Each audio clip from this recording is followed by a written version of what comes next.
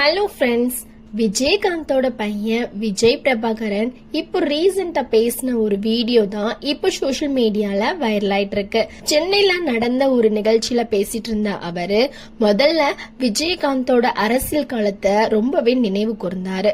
அதோட இப்ப தமிழக அரசியல்ல நடக்கிற விஷயங்களையும் கொஞ்சம் காட்டமாவே விமர்சிச்சிருக்காரு.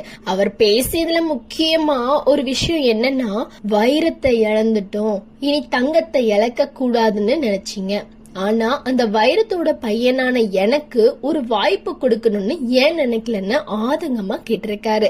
அதாவது விஜயகாந்த் அரசியலுக்கு வந்தப்ப அவருக்கு சரியான வாய்ப்பு கொடுக்காம போயிட்டோம்.